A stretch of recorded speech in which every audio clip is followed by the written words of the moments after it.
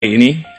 Oke, hari ini kita diajak oleh gereja untuk membaca dan merenungkan dari Injil Matius. Mari kita baca dan kita renungkan bersama dari Matius 5 ayat 1 sampai 12. Oke.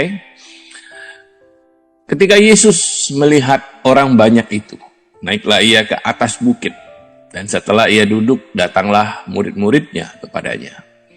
Maka Yesus pun mulai berbicara dan mengajar mereka, katanya, "Berbahagialah orang yang miskin di hadapan Allah, karena merekalah yang empunya kerajaan sorga.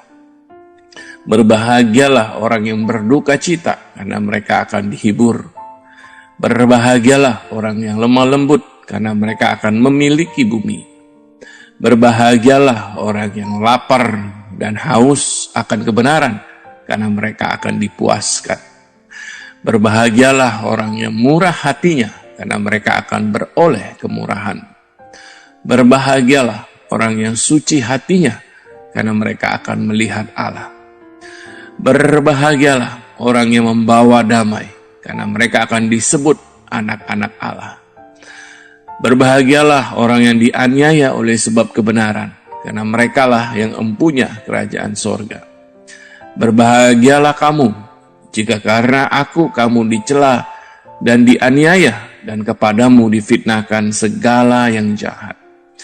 Bersukacita dan bergembiralah, karena upahmu besar di sorga, sebab demikian juga telah dianiaya nabi-nabi yang sebelum kamu."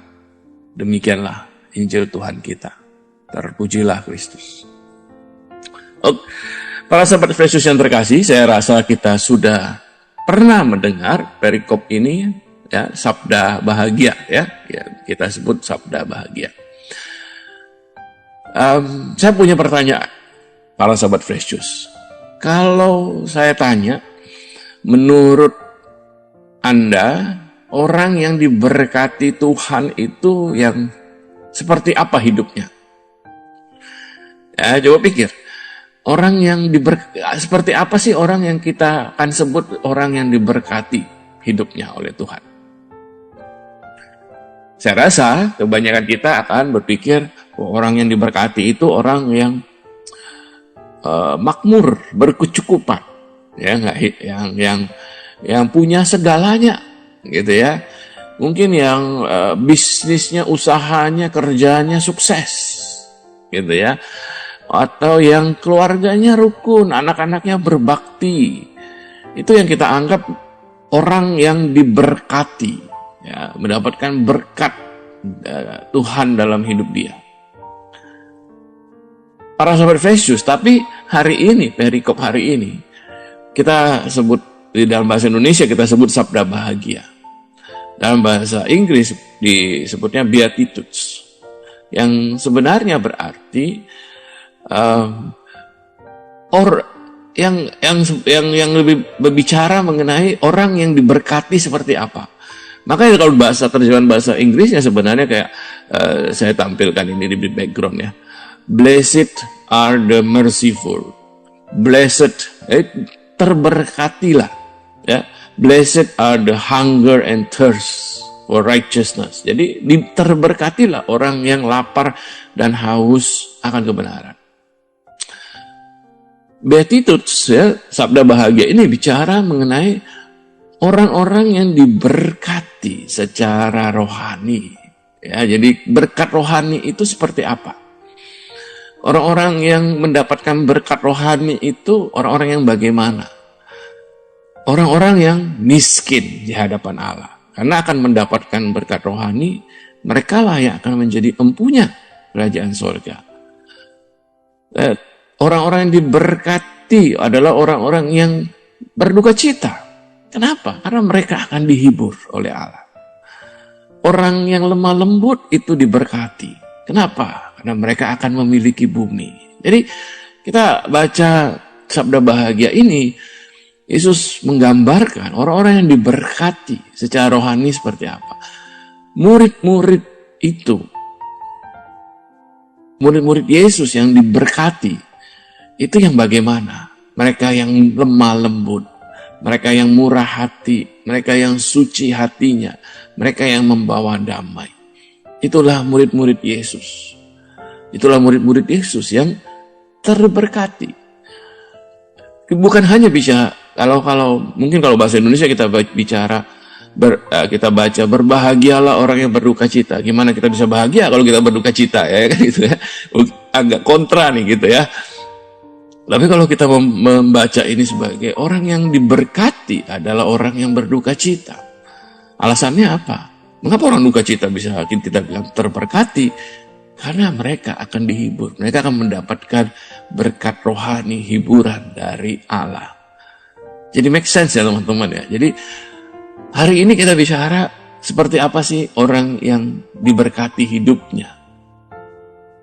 Dan ada yang menarik lagi teman-teman adalah ketika saya baca perikop ini.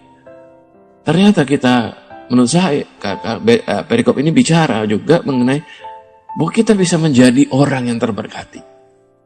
Jadi bukan hanya biarkan Tuhan memberkati saya, tapi saya bisa menjadi orang yang diberkati oleh Tuhan. Saya bisa proaktif, saya bisa melakukan sesuatu untuk menjadi orang yang diberkati Tuhan. Bagaimana? Dengan menjadi orang yang murah hati. Bisa dong kita menjadi orang yang murah hati, kan tergantung kita. Ya kan?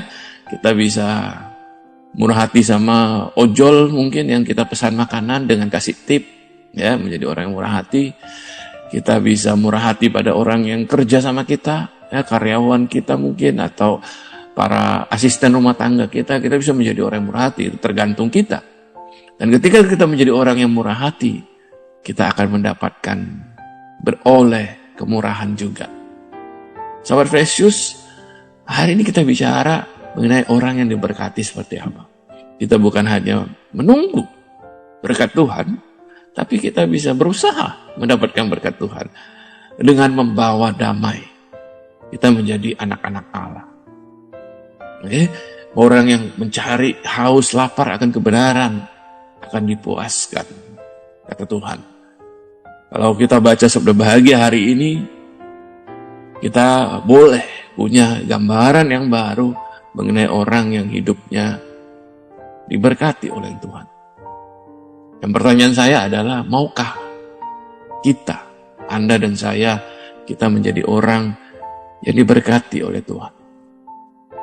Kalau kita mau, kita bilang, Tuhan, aku mau melakukan yang kau sabdakan ini, supaya aku boleh menjadi orang yang mendapatkan berkat-berkat rohani.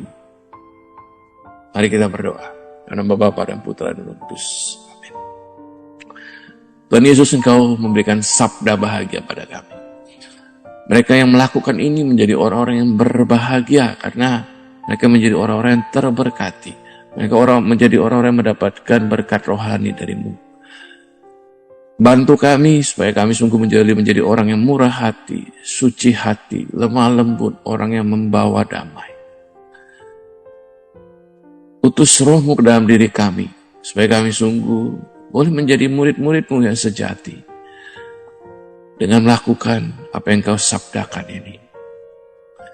Biarkan Roh-Mu memimpin kami semakin dekat kepadamu. Amin. Dalam nama Bapa dan Putra, Roh Kudus. Amin.